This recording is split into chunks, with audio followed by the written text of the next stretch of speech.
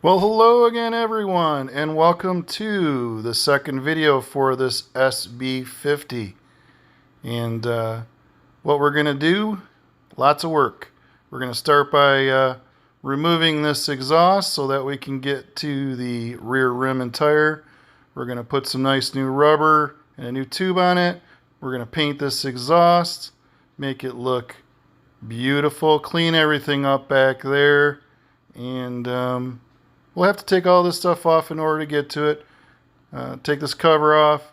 There's about 5 or so screws that hold it on. A couple of bolts hold the front of the exhaust on either side. But lots to do. Let's get started. I took the cover off, as you can see. Just a couple of bolts and then a few screws hold the inner ring on. And then the heat shield, there's 2 screws that hold that on. And you can see there are a couple of nuts that go right there onto the jug we have to take off. And then there's a couple of bolts right here that we have to remove. And then once we have all that off, we can take off the exhaust.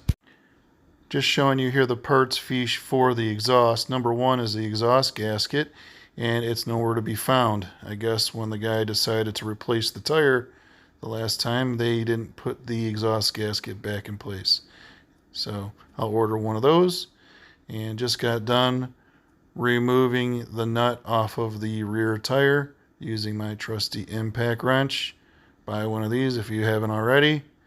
It made an easy job of removing the 19mm nut. And now with the rim and tire removed, you can see that the brakes are in pretty good shape. They just need a good cleaning, so I'll spray this all down in here as well as all of the metal, just to give it a real nice cleaning with some degreaser to make it look nice.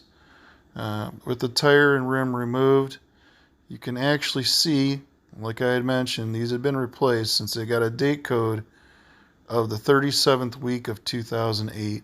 So that's telling you now that it's 2021. You know, you're talking about 13-year-old tires.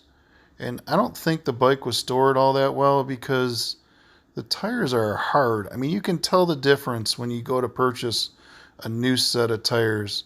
Just you can feel how they get dry rotted and hard compared to, you know, the softness of some brand new rubber. So keep that in mind. This is the one part that's keeping you safe. You know, if these tires are the tube on the inside, which is going to be just as old, if you don't replace those, you know, there's nothing to stop you from having, you know, an accident. And I just think it's the most important thing when you go to buy your bike. Make sure you take a look and see, did the owner even take in consideration to replace the tires? The other thing I wanted to mention too is when you go to paint these, you know, the most common mistake I see people make is they'll paint the rim all up nice and then install the tire and then scratch it all up.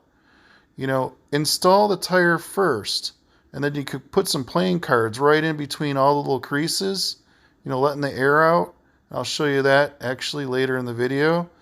And you can put a real nice paint job on it, and then you remove those playing cards, and it'll look like brand new. And by the time you go to, you know, replace the tire again the next time, you could always touch the paint up again after replacing the tire again. So I just figured I'd mention that to y'all because a lot of people do it the opposite way. So they'll paint the rim and then put the tire on and just make a mess of the paint.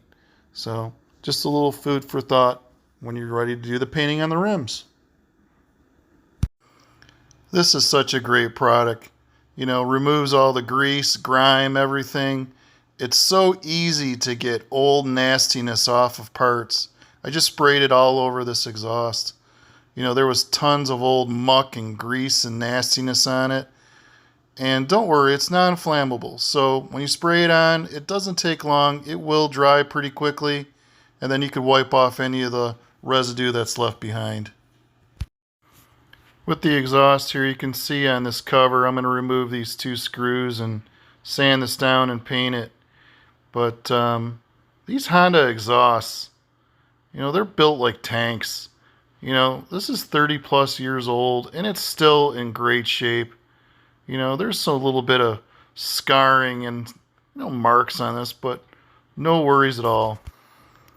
And with that heat shield removed, I put the screws back on. I'll paint those as well. But like I was mentioning, those marks, I'll remove them with this brass brush. Just lightly going over anything that looks like I can remove it. You know, there's a little bit of surface rust on here, but no big deal. This exhaust is going to look like brand spanking new after I put, I don't know, maybe 2 or 3 coats of this barbecue and stove paint. It's safe up to 1200 degrees, so no worries when you apply it. There is not going to be any problem. It will stay on the exhaust and it'll look beautiful for you. Instead of buying a new exhaust, no need. That barbecue paint will make this one look like brand new. I just finished painting it and I'm just hanging it so it doesn't get any marks or anything on it. And now I'm going to go ahead and I'm just going to grind all these surface scratches off of this shield to make it look better before I put a coat of paint. And as you can see, it's looking real nice. It's all nice and smooth. I'll use that barbecue paint on that as well and make it look like new. And I just finished painting the heat shield as well, and I decided to use the same color for the heat shield. You know, some of my other bikes I used a gloss paint for it, but figured I'd make it all the same color for this bike. Okay, we got the new Kenda tire installed. Looks great. And good reliable brand. Have never had any issue with Kenda. Definitely recommend them. We will balance the tire later. As you notice, there is no dot next to the valve stem. On these 10-inch rims, you could easily balance them with some balancing beads, so no worries there. The 25th week of 2020, that's when the tire was born. So you could definitely feel that this is nice new rubber compared to what was on there. Such a big difference. And it's going to keep you safe, and the bike's going to ride beautifully with the new tire. One of the products I keep coming back to is this Quick Glow. It works so well on these rims. Going into all the little nooks and crannies all the way around the rim, getting it as free of rust as you can, because you don't want to paint over rust. It's not going to remove any of the scratches or anything. Those are going to stay. The paint will cover those. But that Quick Glow will do a great job of getting it prepared for the paint. So I wanted to make sure I pointed out again, it's a great product to use on these rims prior to painting. Applying very light pressure. You can see how I've went over the entire side of the rim with this brass brush. You don't want to push too hard. You don't want to cause any new damage. You just want to get in it real well and make sure you remove as much as you can. And this side is looking pretty good. Now I'm going over this side. Doing the same thing, just going into the light little crevices, anywhere that I can get that brush in so that it gives it a real nice cleaning. I just finished spraying the rim off with some water just to get all that Quick Glow off, and it looks great. It got into all the places that I needed it to, and it's all prepped and looking really nice for me to apply that new paint to it, which I'll show you in a few moments what I'm going to use, but so far so good. Looks great. Just finished spraying brake clean all over the rear here, and you can see the steel looks much nicer now than it did prior. Also sprayed it all in that brake area, and it's all ready to go. One of the most common questions I get is what size tires will fit on this bike, or what size tires will fit on that bike. And I just wanted to go over that real quick with you and show you that's actually the old tire and the new tire right there, but they're not the same size. So the original tire that's on the bike is a 2.5 times 10 tire, and all these are 10-inch rims, as that's where the number 10 comes from. So you can see the next size is a 2.75. Now that's the standard tire that's on my Elite 50s.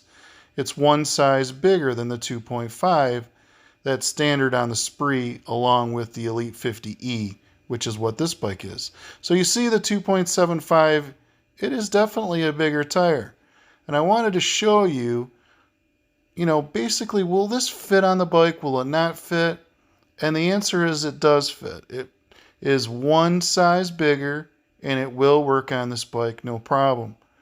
But what I really wanted to put on it was this 3.0 times 10 tire. And this is one size bigger than the 2.75. And it's just too big of a tire. This happens to be a rim from one of my other bikes. But I wanted to show you the difference. So you have the 2.5 on the left and the 3.0 on the right, and it's just a ton bigger and it won't fit. Now this is showing you the 2.5 compared to the 2.75, and it is slightly larger. It's going to give you a nicer ride, and it fits just fine. It'll fit on the front and it'll fit on the back instead of the 2.5 inch. Now, when I put all three of them together, you can see the gradual increase in size. Now, these are different tire manufacturers, so they are going to be a little bit slightly different when it comes to tread. But overall, you can still see going from a 2.5 to a 2.75 to a 3.0, how much larger that tire gets. I really wish I could have used that 3.0 tire. It would have given it a nicer ride and, you know, more stability on the road, but you got to use what you got to use, and I just wanted to go over that with you. I briefly installed the tire back on just so you could see how it clears quite easily with the 2.75 times 10 tire, and it's a nice addition to give, you know, a little bit more rubber to the road. And no worries whatsoever. I still got to paint the rim, but I wanted to show you what it looked like installed after showing you the tire comparison between the three different sizes. This is going to work just great for the bike. So we have the front tire. Just got done giving it a good cleaning as well. It was full of rust. So we'll see if going over this as well as we did, got rid of the majority of it to get this ready for paint. As you can see, we got the new tire installed. Everything is fine with that. So we'll go ahead and wipe this up and see how it looks. And as you can see, there's still going to be some marks and blemishes. They're 30-year-old steel rims, so it's not like you're going to completely get rid of all the marks, but it did get rid of the majority of the rust, and then that way when we put some fresh paint on these, we won't be painting over rust. So that was the ultimate goal, and I think we accomplished that. Just by purchasing, as you can see, some playing cards, just go to the store and get yourself a $1 pack of them and wrap, you know, right on the edge of the rim all the way around. Makes for a really nice paint job. You can see how I did both sides, and all the little marks and everything. Hopefully when I apply the paint, it'll cover that up real good. And most of the rust, like I mentioned, I got rid of, but the scratches and stuff, those are all going to get covered up good with this paint I purchased, which I used on my last bike as well. And it worked out really well. And you can see there, I put the first coat on. So, big difference between the two. The silver I used is not a, you know, a super high metallic. It has a little bit of a metallic in it, but I didn't want to make them look too much different than the original. So, I used this again, this 2-in-1 paint. Just to give you an idea of the belts, this is the belt for the SB50. It just arrived today. And I figured it'd be kind of a neat thing to show you the difference in the belts for other bikes. This particular belt, you can see how much wider it is. This came right off the Ruckus. It almost has the same diameter, but it's definitely a lot thicker belt. And then boom, that is the PCX belt. So you can just see what it takes to make the CVT run. What a huge difference between 30 and 60 miles an hour is. But figured I'd show you the difference between all of them. I kept the old belts. Keep in mind, these are the old belts, so the new ones would be even wider.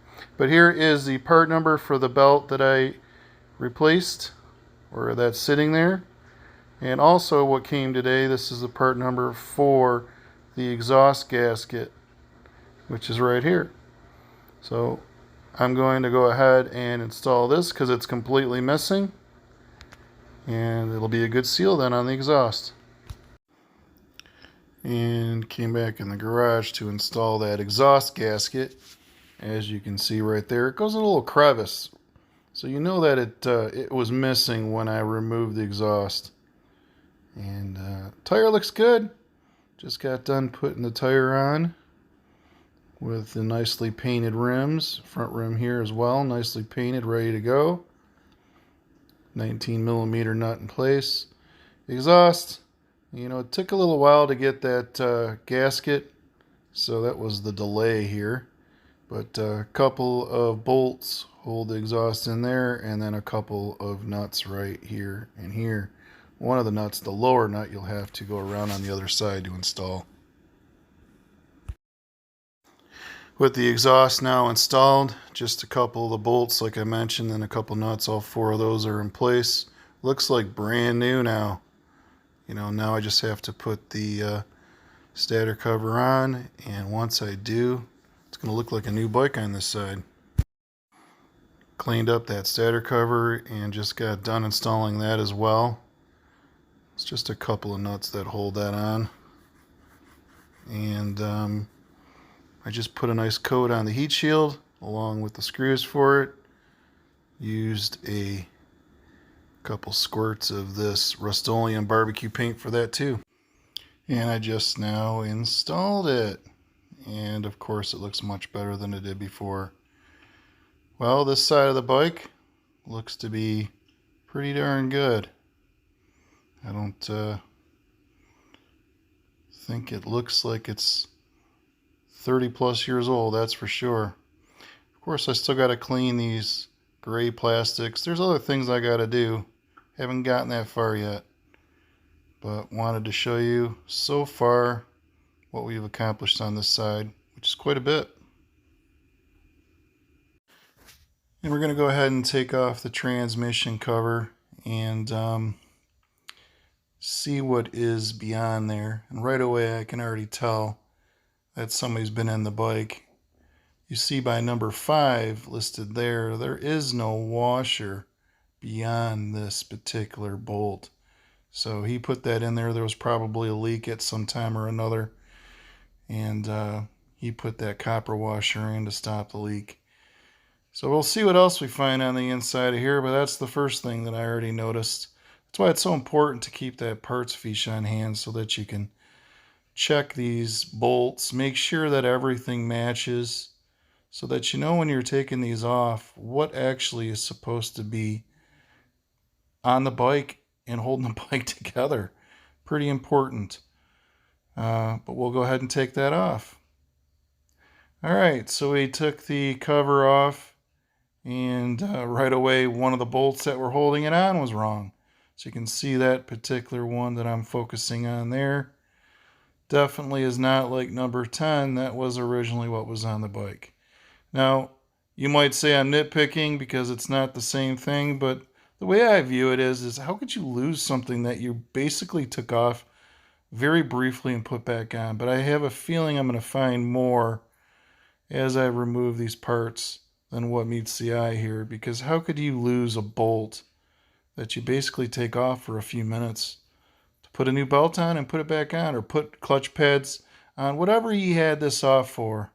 But here's the new belt I purchased. Just wanted to share it with y'all. The one that's in there, it looks like it is a Honda belt, so that's a good sign. So it may be the original one. I won't know until I go ahead and remove it. The two 14mm nuts that hold this all together. So we removed the old belt by taking the drive face off. You can see that's the front of it, and then that's the clutch bell. Found something pretty interesting. If you can't see it, you'll notice it in a minute. But let's address the belt first. We have the old one on the left side and the new one on the right, and they look very similar to the naked eye. It's kind of hard to tell why you would want to replace the old with the new, but when you put them back to back in between your fingers and your thumb, you can feel the difference of which one is wider, and that's definitely going to help you with performance because it's going to ride a little bit higher on that drive face, which will in turn give you maybe a mile per hour or two back that you might have lost over the last 2,000 or 3,000 miles. So just by putting a new belt on, it's going to help you. And this is what I saw that was interesting on this old dry face here. Why is there machine or marks or sand marks? I'm not exactly sure what the previous owner was trying to do. Maybe clean up some old belt marks or something. I'm not sure. But if he was attempting to make this a different shape for more performance, that really wasn't going to happen. This bike is going to do between 30 and 34, and that's about it no matter what you do to this. It's not a variated bike like a lot of the other Honda models. You know, this is like the Spree. It just has this face pulley system, and unfortunately, you don't have a whole lot of options for changing the speed with a CVT since it doesn't have one. But we'll install what we got and be happy. Hopefully it won't wear my brand new belt down that I'm about to install. It seemed to be pretty smooth, so I think we'll be good. As far as the clutch itself, the clutch pads seem to be in good shape. I'll just give them a light sanding. We should be good with that. And we'll do a little bit of cleaning on the inside here as well as inside the cover. And we should be good to go. It's time to make the transmission cover look a little bit nicer. Figured why not. It's marked up, scratched up. This is to be expected on a bike this old, so we'll freshen it up with some paint. And looks much better. After putting 3 coats on and covering up the major scratches, you can still see a few through. Not a big deal, but this Rust-Oleum 2-in-1 paint works great. Next we're going to use some sandpaper just to put a nice new finish on our clutch weights. And we also have found in our parts bin a suitable replacement for the wrong bolt that was on the bike. We're going to go ahead and clean the inside of this clutch bell. It looks pretty nasty on the inside. Using some 400 grit sandpaper, I just went over it gently, not to make anything grooved up on the inside. I just used this and it cleaned it out nice. So now when we go to install it, it'll definitely grab much better. Alright, we've got the clutch temporarily on. We're going to go ahead and install the belt. Belt back installed, easy cheesy, just putting those 14mm nuts back on in the reverse order we took them off. I cleaned up the inside as good as I could, and now with this nice new paint job on the transmission cover, it looks great. We'll tackle that final drive gear oil soon as well, but this is looking very nice. I went ahead and taped off the bottom of this brake hub, and we'll go ahead and also give this a nice coat of paint just to give it a renewed look. And let's see how that comes out. And there you go. Looks like brand new. Nice new metallically like finish. This paint's been a godsend. It definitely is worth buying. It doesn't run, and everything I've sprayed it on looks great after it's been dried. Still lots to do. Looks beautiful on this side so far, though, I must say. We got to get the front end all put back together again, get the wheel installed, get the forks cleaned all up. We got to figure out paint. What are we going to do about that black headlight surround? Got to do something with that. We still have to clean up the gray plastics. We got to balance the tires. We're going to go over the final drive. Make sure that we get the oil replaced in that. Taking a quick gander at this side of the bike. Looking really nice too. We still have to go through the pink plastics and get those all buffed out. Get it all put back together again and ready for a first test drive. And yes, we are going to keep this pink. And that was the plan from the beginning, and it will continue to be. So all that's going to happen, and then we can take this bike for its first drive in 8 years. I can't wait. So I look forward to finishing all this up in Volume 3. I hope you enjoy my videos. Please give me a thumbs up. Please subscribe. Hit that notification button. Part 3 coming soon.